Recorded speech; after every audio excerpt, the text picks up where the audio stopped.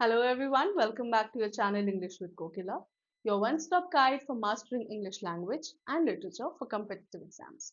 आज के वीडियो में हम Bihar civil code pure exam में जो आपके शिफ्ट 1 एंड शिफ्ट 2 के जो क्वेश्चंस हैं उन्हें सॉल्व करेंगे, ठीक है? शिफ्ट 1 एंड शिफ्ट 2, ठीक है? This exam was conducted on 15th of March 2026. तो इस एग्जाम में जितने भी आपके इंग्लिश के क्वेश्चंस पूछे गए हैं हम उन्हें इस वीडियो में सॉल्व करेंगे, alright? So without wasting any more time, let's begin. Fill in the blanks. Fill in the blanks from the given options to make the sentences given below meaningfully complete. आपको क्या करना है, यहाँ पे जो blanks हैं इन्हें fill करना है. Her decent attitude compensates dash her short temper. Decent का मतलब नाइस एटीट्यूड, उसका एटीट्यूड बहुत अच्छा है. तो her decent attitude compensates dash her short temper. Short temper यानी कि सामने वाला इंसान बहुत जल्दी गुस्से में आ जाता है, बहुत ही शॉर्ट टेम्पर्ड है. कॉम्पनसेट यानी कि उसको बैलेंस कर लेता है, वो कॉम्पनसेट कर देता है उसके लिए, ठीक है? So her decent attitude compensates dash her short temper. Option क्या है? For, with, of and to. For, with, of and to. तो यहाँ पे क्या होगा? Her decent attitude compensates for, ठीक है? Compensates for her short temper. Okay, now we are looking forward dash your cooperation. We are looking forward dash your cooperation. Options हैं आपके for, after, to या फिर अबाउट. फॉर, आफ्टर, टू या फिर about. तो यहाँ पे सही आंसर क्या है? We are looking forward to your cooperation, ठीक है? सो ऑप्शन नंबर सी आपका सही हो जाता है. चलो, more than 20 years have now passed dash I had my first flight. कहा जा रहा है कि 20 साल से ज्यादा गुजर गए हैं, है ना, जब से मैंने अपनी पहली फ्लाइट ली है. फ्लाइट मतलब पहली बार आप प्लेन पे बैठे हैं, राइट? ऑप्शंस क्या हैं आपके? After, while, since and when. After, while, since and when. तो मैंने आपको पढ़ाया भी है कि जब टाइम की बात हो कि इतने ड्यूरेशन से अब तक, है ना, तो वहां पे हम क्या लगाते हैं? सिंस लगाते हैं. अगर आपने मेरी प्रेपोजिशन की वीडियो देखी है तो आपको इसका आंसर पता होगा, ठीक है? More than 20 years have now passed since I had my first flight. Since का यूज हम कब करते हैं? जब हम किसी पास्ट इवेंट के बारे में बात कर रहे हैं और टाइम ड्यूरेशन देख रहे हैं कि तब से लेके अभी तक इतना समय हो गया, राइट? तो it's been 20 years, more than 20 years have now passed since I had my first flight. चलो, the man is blind dash one eye. Options क्या हैं आपके? Of, by, in and from. Of, by, in and from. The man is blind. यहाँ पे क्या होगा? यहाँ पे होगा in. The man is blind in one eye. तो ऑप्शन सी आपका सही हो जाता है. चलो, because of the heavy rain, the match dash. तो बारिश की वजह से क्या हो गया? मैच. ऑप्शन हैं आपके broken off, fallen off, called off या फिर set aside. broken off, fallen off, called off या फिर set aside. set aside मतलब अलग रख दिया गया. broken off मतलब टूटा हुआ, राइट? fallen off गिर गया, यहाँ पे डबल एफ होगा. called off, this is the right answer. called off, ठीक है? because of the heavy rain the match was called off. called off मतलब उसे कैंसिल कर दिया गया मैच को, right? the match was called off. so because of the heavy rain the match was called off. Sorry. Select the correctly spelled word. arrogance, spelling गलत है यहाँ पे. One second. एरोगेंस की सही स्पेलिंग क्या है? ठीक है, यहाँ पे ई नहीं होना चाहिए. अटेंडेंस. रॉन्ग है आपका ये भी।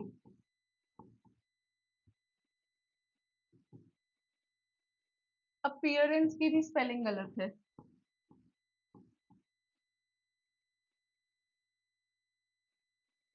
सही आंसर है अबंडेंस। अबंडेंस की स्पेलिंग बिल्कुल सही है यहाँ पे, ठीक है।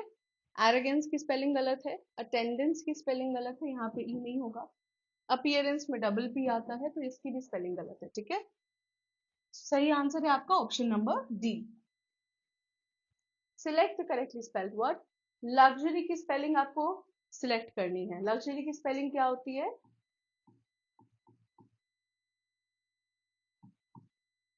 सो ऑप्शन नंबर डी आपका सही हो जाता है। चलिए। पर्टिकुलर, पर्टिकुलर का स्पेलिंग क्या होता है?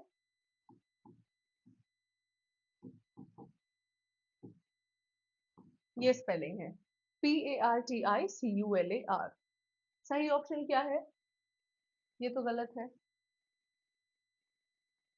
हाँ, this is wrong, this is wrong, this is right. Particular, ठीक है, दिस इज ऑल्सो रॉन्ग। सही ऑप्शन है आपका ऑप्शन नंबर सी, ठीक है। बहुत इजी क्वेश्चन है। कैसेट, यहाँ पे आप कंफ्यूज हो सकते हो, बताओ। अब प्रोनाउंसिएशन देखो, कैसेट कैसेट बोलते हैं सारे लोग, है ना। कैसेट कहते हैं म्यूजिक वाले जो पहले कैसेट्स आते थे। सही प्रोनाउंसिएशन है कैसेट, कैसेट, ठीक है। सही स्पेलिंग क्या है? सही स्पेलिंग है ऑप्शन बी, CASSETTE, कैसेट, ठीक है।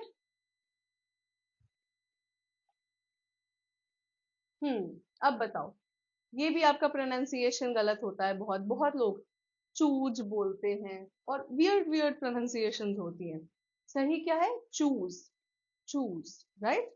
और सही स्पेलिंग क्या है? This one, CHOOSE, okay.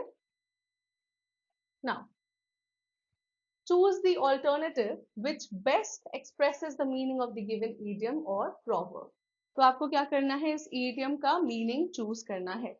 tit for tat, tit for tat का मतलब क्या होता है? हिंदी में कहते हैं जैसे को तैसा, tit for tat, समझ गए? जैसे को तैसा हिंदी में कहते हैं इसे। ऑप्शंस क्या है?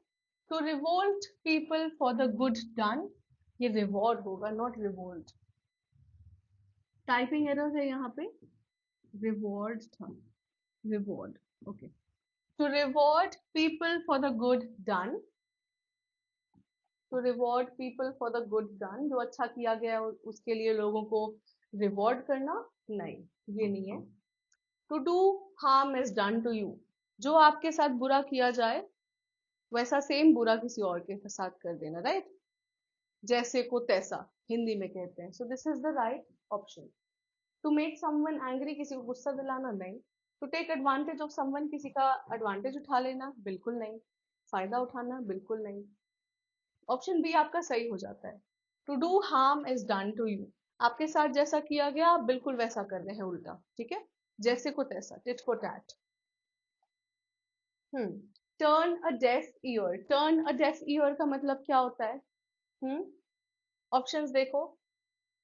टू मेक समवन डेफ, किसी को बहरा बना देना। डेफ मतलब क्या होता है? बहरा, राइट, जो सुन नहीं सकता। टू पे अटेंशन, ध्यान देना, अटेंशन देना। टू पे नो हीड, बिल्कुल ध्यान ना देना, टू पे नो हीड। या फिर टू लिसन केयरफुली, बिल्कुल ध्यान से किसी बात को सुनना। सही ऑप्शन क्या है? To turn a deaf ear. ये सारे इडियम्स, ये सारी चीजें हमने पहले अपने क्लासेस में डिस्कस की हुई है, right. To turn a deaf ear का मतलब होता है आप किसी बात को इग्नोर करते हैं, ध्यान नहीं देते हैं, है ना। तो सही ऑप्शन क्या है? टू पे नो हीड, बिल्कुल ही ध्यान ना देना किसी बात पे। Alright. In the following questions, out of the four alternatives, select the word nearest in meaning to the words given. आपको क्या करना है? synonym चूज करना है, सिमिलर मीनिंग वाले वर्ड्स को चूज करना है, ठीक है।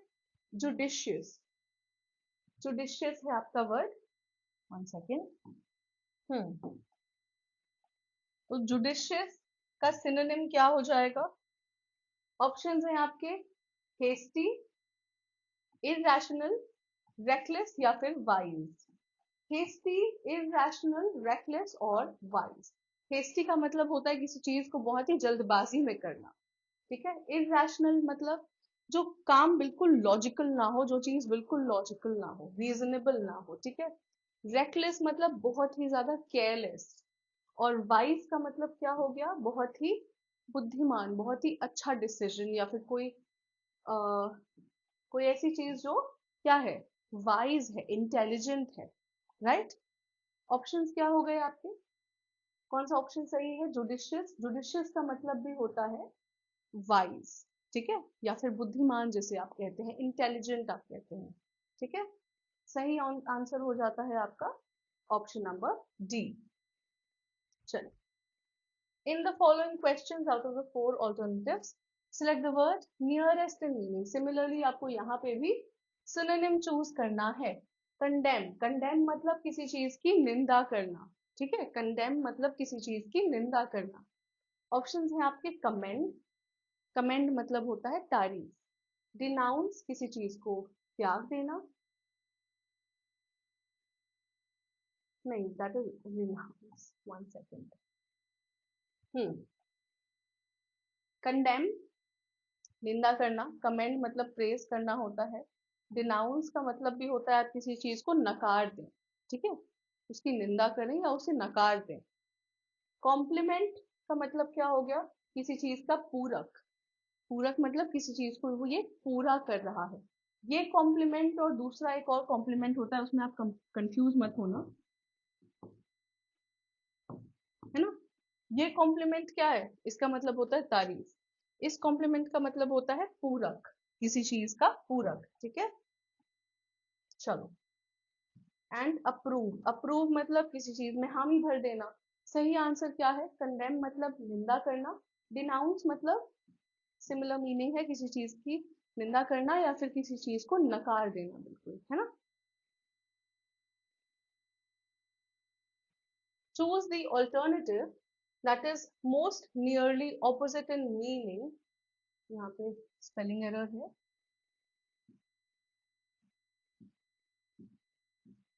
Meaning to the given word. अब ऑपोजिट मीनिंग चूज करना है, समझ रहे हो आप? एंटोनिम चूज करना है, उल्टे मीनिंग वाले, ठीक है। जुबिलेंट का मतलब क्या होता है? कोई ऐसी चीज जो बहुत खुश है, कोई ऐसा इंसान जो बहुत खुश है, ठीक है। जुबिलेंट, हैप्पी। तो हैप्पी तो आपका सिमिलर मीनिंग हो गया, सिनोनिम हो गया, तो ये नहीं है आपका आंसर। एक्साइटेड भी नहीं है, सेलिब्रेटिंग भी नहीं है। सेलिब्रेट जब आप करते हैं तो आप बहुत खुश होते हैं, है ना। सॉरोफुल आपका सही आंसर हो जाता है, सॉरोफुल, ठीक है। चलो, शिफ्ट 1 के हमने सारे क्वेश्चंस को कवर कर लिया है। Now we are moving towards shift 2, ठीक है। शिफ्ट 2 के जो हमारे इंग्लिश के क्वेश्चंस हैं, हम उन्हें डिस्कस करेंगे अब। Fill in the blanks from the given options to make the sentences given below meaningfully complete. Excuse me. I am convinced dash he will fail. Options क्या हैं आपके? Of, by, with, that. Excuse me.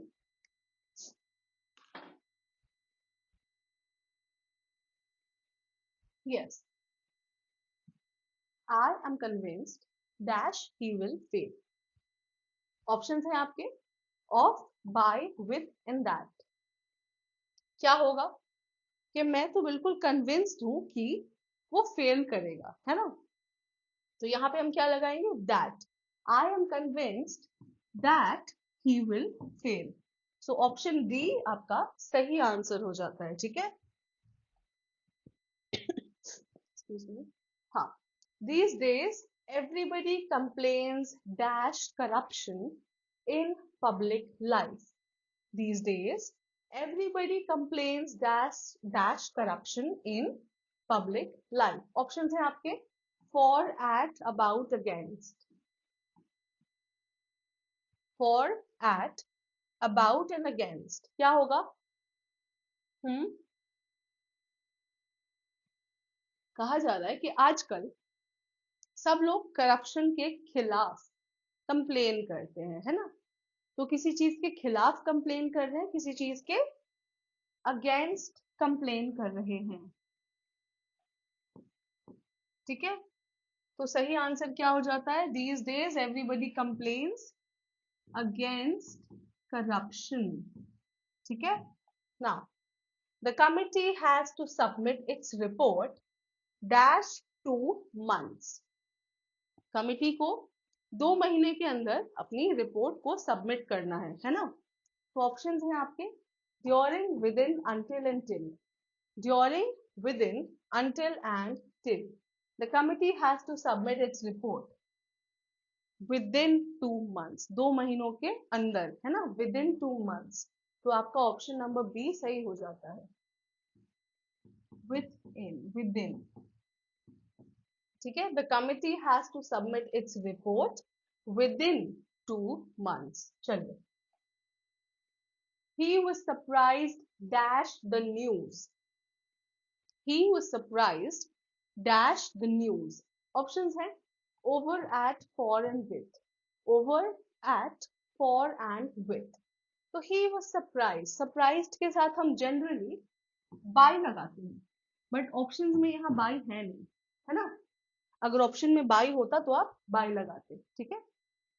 But यहाँ option में bye नहीं है, तो बाकी options हैं आपके ओवर, एट, फॉर, विथ। तो सही आंसर आपका हो जाएगा option B, he was surprised at the news.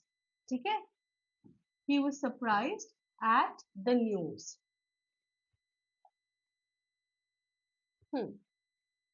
The painter climbed dash the ladder to paint the high wall of the building। The painter climbed dash the ladder to paint the high wall of the building।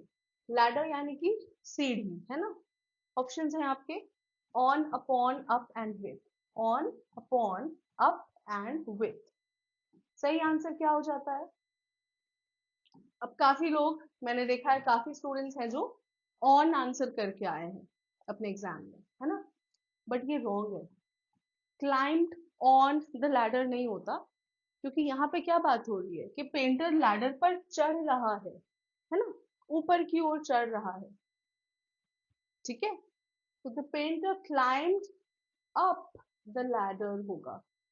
सही answer है option C. ठीक है, वो सीढ़ी पर नहीं चढ़ा है, वो सीढ़ी से ऊपर चढ़ रहा है। समझ रहे हो आप?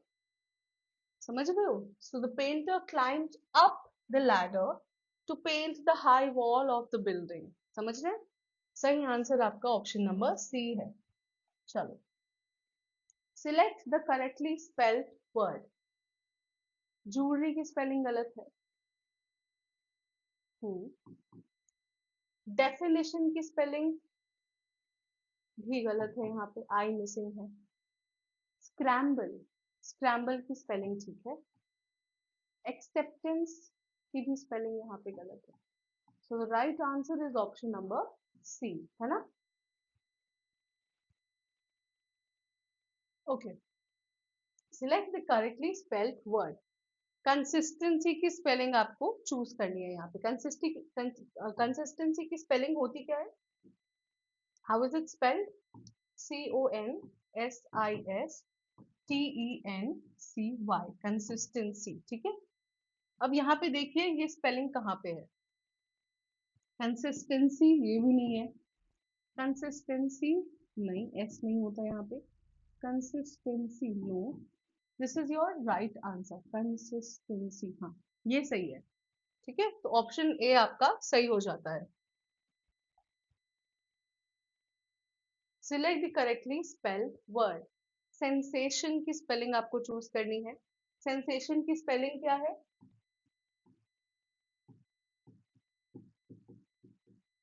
सेंसेशन। ठीक है, अब आप यहाँ पे देखिए, सेंसेशन ये नहीं है, ये भी नहीं है।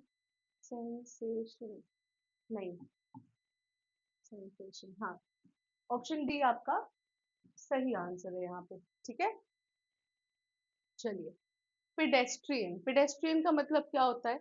जो लोग पैदल चलते हैं, है ना, फुटपाथ पे पैदल चलने वाले लोगों को हम पेडेस्ट्रियन कहते हैं, ठीक है। तो सही ऑप्शन, सही स्पेलिंग कौन सी है पेडेस्ट्रियन की? ये देखिए,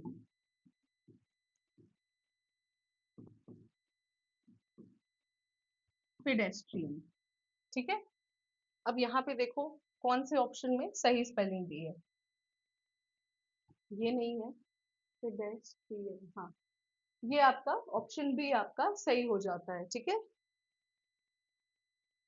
okay, now select the correctly spelled word stagnation. Okay, तो आपको यहाँ पे स्टैग्नेशन की स्पेलिंग को चूज करना है। स्टैग्नेशन का मतलब क्या होता है? कोई ऐसी चीज जो बिल्कुल स्थिर है, जिसमें कोई मूवमेंट नहीं है, ठीक है, किसी चीज में मूवमेंट नहीं है, तो उसे हम स्टैग्नेंट कहते हैं, ठीक है। और स्टैग्नेशन की स्पेलिंग क्या है? स्टैग्नेशन।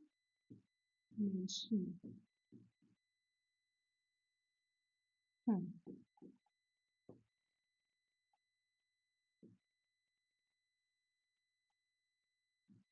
ओके, स्टैग्नेशन ये आपकी स्पेलिंग है।